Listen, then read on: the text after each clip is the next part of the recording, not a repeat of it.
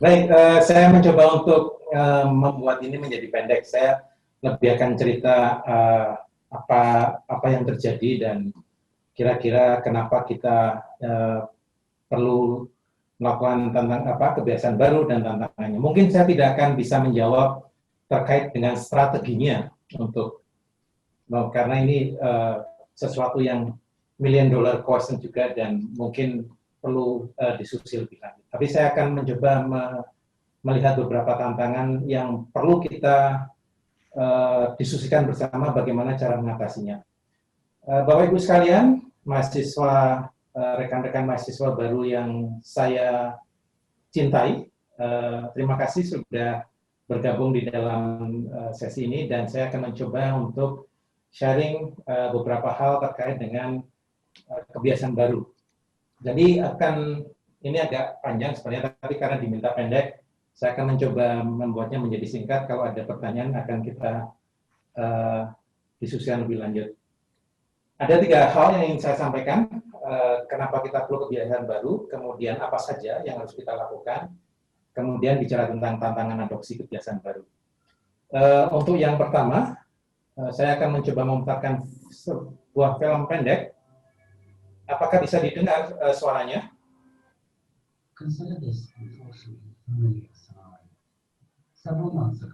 Jadi ini cerita tentang ada 3 skenario bagaimana pandemi ini bisa berakhir.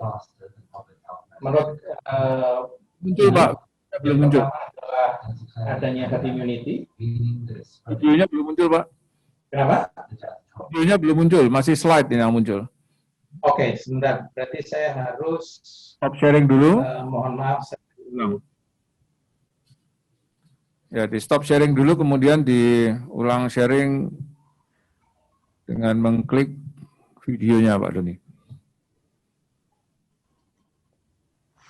Kan sudah terdengar, Andre? Belum, Pak, belum. Di layar kami masih gambarnya Pak Doni. Is starting to rise, and everyone is asking the same question. When will the pandemic end? The WHO will likely declare the pandemic over once the infection is mostly contained. Rates of transmission drop significantly throughout the world. Kalau dari film ini tadi yang terdengar suaranya, videonya tidak keluar, sekarang bahkan Pak Doninya ikut hilang, gitu ya. Mohon maaf. Maaf, ini saya tiba-tiba keluar. Ya. Apakah sekarang sudah bisa mendengar?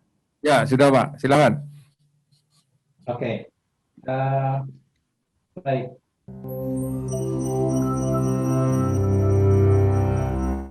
Sekarang suara filmnya.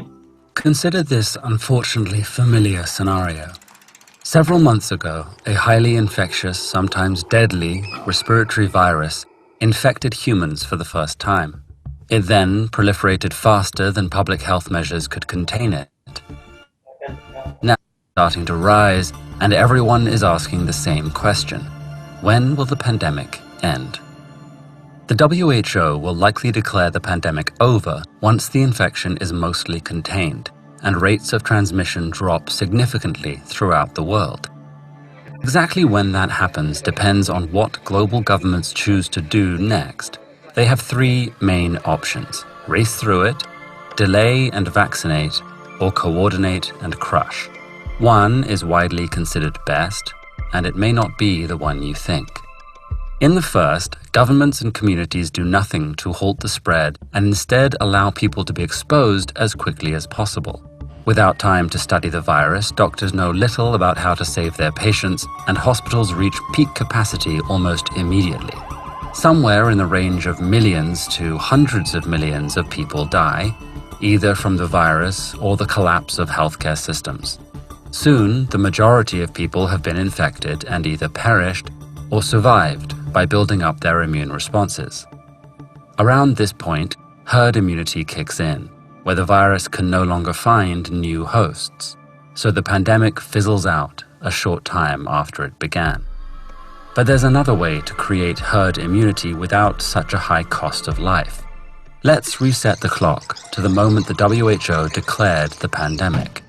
This time, governments and communities around the world slow the spread of the virus to give research facilities time to produce a vaccine.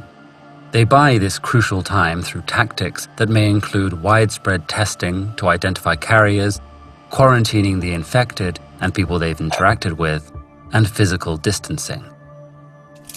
Even with these measures in place, the virus slowly spreads, causing up to hundreds of thousands of deaths. Some cities get the outbreak under control and go back to business as usual, only to have a resurgence and return to physical distancing when a new case passes through.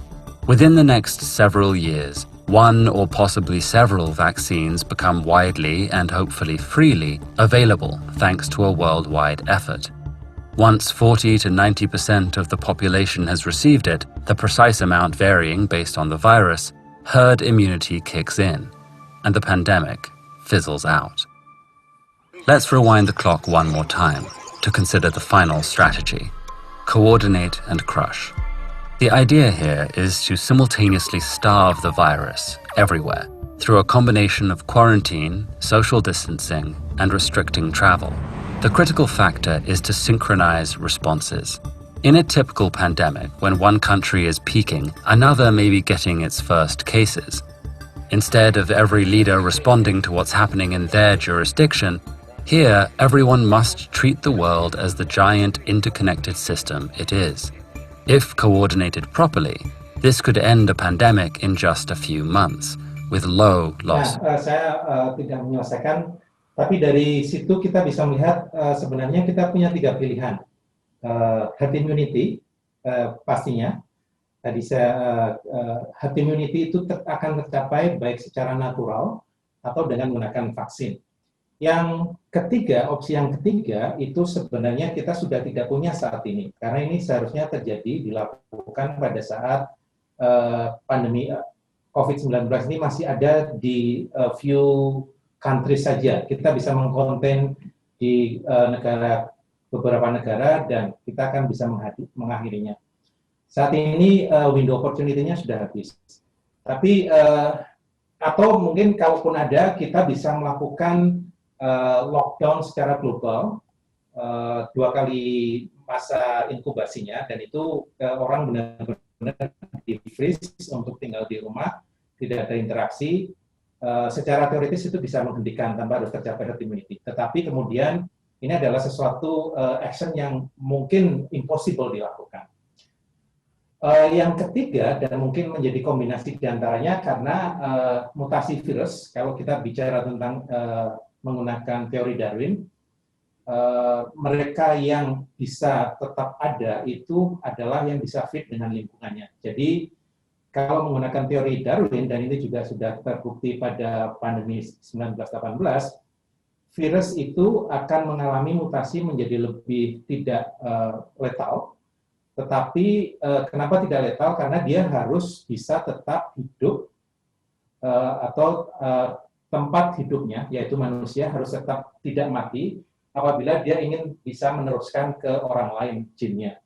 Jadi kalau kita lihat pandemi 1918 itu disebabkan oleh H1N1, itu kemudian dia berubah menjadi seasonal flu, dan dari waktu ke waktu bisa mengalami mutasi lagi. Jadi ini ada beberapa hal yang memungkinkan terjadinya atau berakhirnya pandemi COVID-19 ini. Nah, problemnya ketika kita bicara herd immunity ada 2 hal tadi. Apakah kita bisa menyediakan vaksin dengan cepat? Saat ini sudah ada beberapa kandidat vaksin yang sedang melakukan trial yang fase ketiga. Tetapi kemarin WHO me-warning bahwa kemungkinan paling awal vaksin baru bisa tersedia pertengahan 2021. Dengan catatan itu tidak memperhitungkan bagaimana isu terkait dengan scale up production, karena untuk bisa memproduksi katakanlah 200 juta saja itu butuh scale up production capacity yang luar biasa besar untuk Indonesia misalnya. Atau tadi kalau terjadi immunity natural, maka kita sebenarnya membiarkan. Nah, strategi global selama ini adalah strategi yang kedua. Kita mencoba buying time agar kita bisa menciptakan vaksin dengan cara melakukan berbagai tindakan social distancing. Problemnya, kalau kita bisa herd immunity pun, sampai saat ini ternyata setelah hampir 9 bulan COVID-19 itu ada secara global atau 9 bulan, herd immunity yang dibutuhkan itu sekitar 60-70% populasi mempunyai kekebalan. Entah karena disebabkan oleh infeksi alami, seperti tadi yang ada di film, atau kalau kita bisa menciptakan kekebalan melalui vaksin. Nah, kalau kita bicara tentang apa yang terjadi secara alami, maka dalam kurun waktu 9 bulan kejadian ini, bahkan di Amerika, di negara yang paling parah kejadian COVID-19, sebagian besar prevalensi COVID-nya masih jauh di bawah mencukupi untuk tercapai herd immunity. Mungkin hanya New York saja, New York County yang agak besar, tetapi sebagian besar di tempat lain masih sangat rendah. Demikian juga di Indonesia. Kalau kita, ini yang di Jakarta, bulan Juli, yang terakhir bulan Agustus sekitar hampir 4%, dan di DIY itu juga sekitar kemarin ada screening dengan swab di antara 8.000 nakes saja, prevalensinya hanya 2%. Jadi dengan demikian kita bisa lihat bahwa kalau kita ingin berharap tercapai 60-70% dengan adanya infeksi secara natural, kita harus menunggu dalam waktu yang cukup lama. Apalagi karena kita melakukan intervensi public health dengan ini strategi global, yaitu melakukan lowering atau flattening the curve agar kita bisa mencegah terjadinya herd immunity secara cepat, tetapi menyebabkan kolapsnya sistem kesehatan. Konsekuensinya kita akan memperpanjang durasi pandeminya, karena angka kecepatan transmisinya menjadi semakin rendah, kemudian yang akan build up prevalensi COVID-nya juga semakin lama. Nah, ini adalah pilihan yang harus kita buat, karena sebenarnya dengan strategi nomor 2, kita bayangkan untuk membuat vaksin, kita harus mencari trade-off yang tepat untuk bisa menyebabkan kematian yang paling kecil, entah karena COVID-nya atau karena dampak dari social distancing kita. Sebagai salah satu contoh, misalnya kalau kita melakukan social distancing sampai bahkan lockdown, John Hopkins sudah pernah melakukan simulasi modeling yang mengatakan, ini bersama dengan UNICEF, dampak dari kematian akibat lockdown di negara berkembang itu jauh lebih tinggi dibandingkan dampak kematian karena COVID. Kenapa? Karena kematian ibu hamil maupun anak itu terjadi ketika mereka tidak punya akses ke layanan kesehatan. Jadi ketika kita mencoba untuk melakukan strategi untuk buying time untuk mendevelop vaksin pun, kita harus mencari cara agar apapun strategi buying time-nya itu bisa menurunkan paling rendah kematian yang ada, baik akibat COVID ataupun akibat penyakit lain yang kemudian meningkat karena akses ke layanan kesehatan yang menurun. Jadi ini adalah alasan kenapa kita harus melakukan kebiasaan baru. Dan beberapa waktu yang lalu misalnya WHO mengatakan kita mungkin bisa sampai 5 tahun untuk bisa mengendalikan COVID ini. Nah, karena kita akan mengalami pandemi itu cukup lama, dan ketika kita melakukan flattening the curve itu durasi pandeminya akan semakin lama, maka kita harus mencari cara agar kita bisa hidup di dalam dunia tersebut. Itu alasan kenapa kita harus melakukan kebiasaan baru. Apa saja yang harus dilakukan, tadi sudah beberapa dijelaskan, tapi saya mencoba untuk melihatnya secara hierarkis. Dari level individu, dari level komunitas, kemudian ada level bisnis, karena ini yang mendorong eksekutif, dan juga pada level paling atas adalah pada level pemerintah. Beberapa hal yang perlu dilakukan, banyak hal. Pemerintah tadi, new normal itu, adopsi kebiasaan baru itu berarti kita harus benar-benar mempunyai pemikiran yang berbeda sama sekali, karena krisis yang terjadi saat ini belum pernah kita alami sebelumnya. Dalam artian pemerintah atau bahkan negara kita belum pernah mengalami hal seperti itu. Oleh karena itu, pemerintah perlu menyiapkan regulasi, guideline, bahkan maaf ini RPJMN-nya pun harus diubah, nawacita mungkin perlu diubah, karena nawacita tidak pernah belum ada akomodasi untuk new normal atau COVID-19.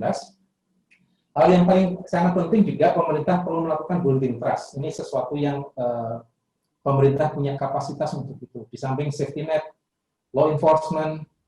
Nah, mungkin hal yang lain lagi yang perlu sekarang terjadi adalah mengubah respon bencana menjadi respon programatik. Kita tahu pada awal kita melakukan respon bencana karena ini sesuatu yang ad hoc. Tetapi kita sudah jalan, atau kalau di Indonesia relatif lebih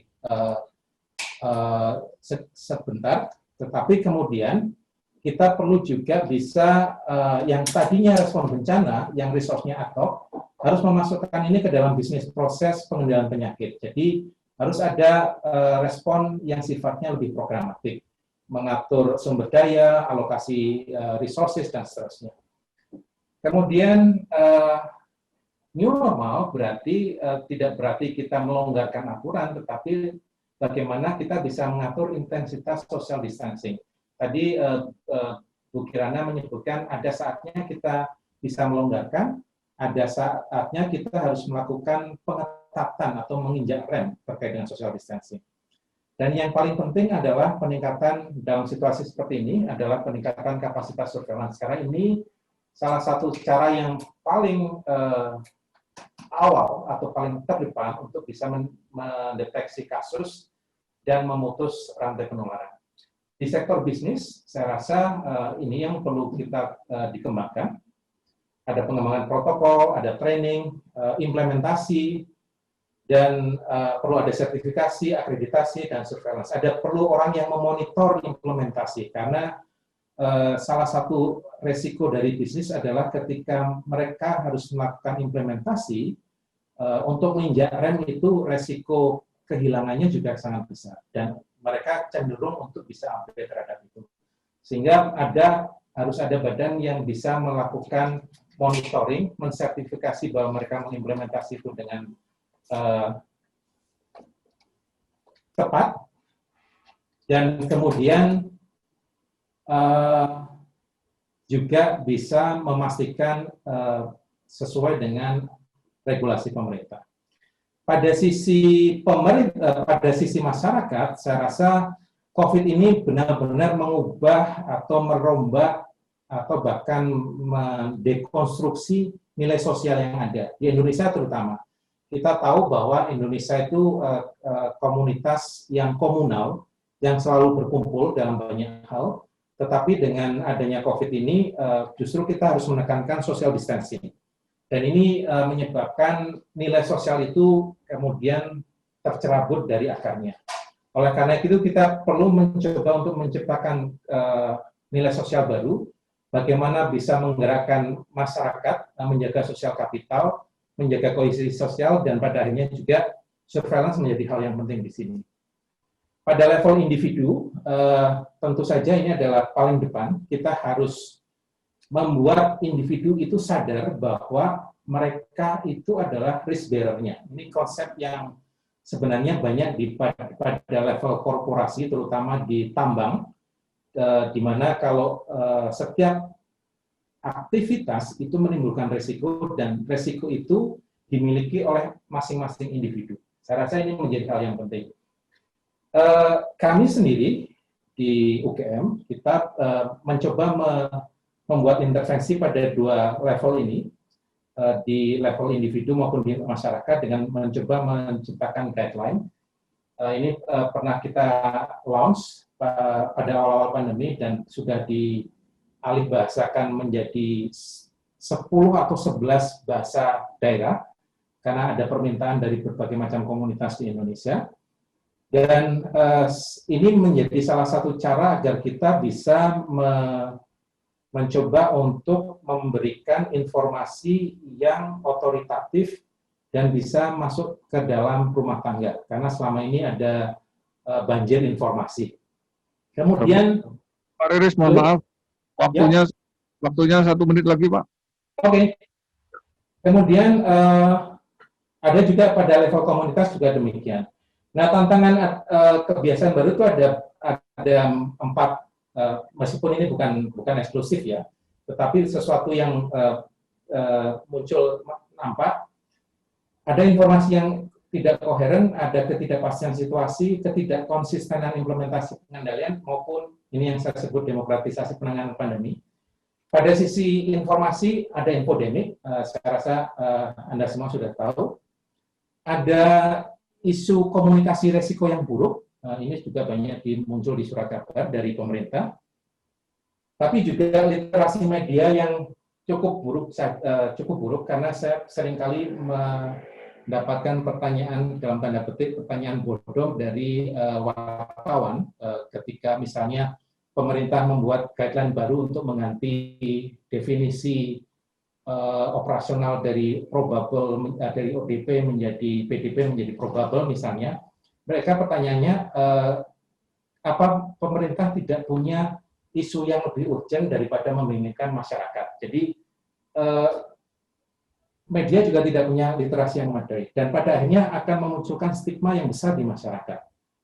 Isu kedua tentang ketidakpastian situasi, dengan adanya social distancing, segala kegiatan terhenti, ada krisis baik kesehatan, ekonomi, dan sebagainya.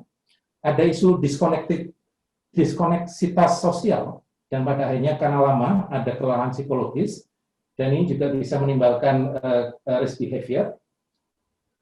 Ada ketidakkonsistenan intervensi. Kita tahu pemerintah melakukan berbagai macam regulasi, tetapi implementasi di lapangan tidak konsisten. Ada PSBB, tetapi masyarakat masih bisa berkeliaran seenaknya, sehingga sampai ada tagar Indonesia terserah. Ada juga, nah ini yang mungkin agak, menurut saya Indonesia menarik karena Indonesia hampir seperti Amerika dalam sistem sosial kemasyarakatan terkait dengan demokrasi yang terlalu liberal, dan ada isu terkait dengan koordinasi yang silang sengkarut, ada aktor-aktor yang melakukan penanganan pandemi yang terkait dengan pandemi itu menganggap ini seperti kontestasi pemilu, mereka ingin tampil menjadi tokoh, dan itu banyak sekali, mulai dari pemerintah, influencer maupun media. Dan yang menjadi diperburuk lagi ketika oposisi juga melihat ini sebagai isu politik dibandingkan isu kesehatan, dan mereka selalu mencoba mendekonstruksi apa yang sudah menjadi keputusan pemerintah. Jadi dari situ saya membuat ringkasan bahwa kita tahu pandemi ini akan berlangsung cukup lama, kita perlu melakukan adaptasi untuk bisa melewati pandemi ini dengan selamat, tetapi berbagai tantangan tersebut bisa mempengaruhi adaptasi, bahkan memperburuk situasi pandemi. Terima kasih Pak Andre, dari saya, sekian.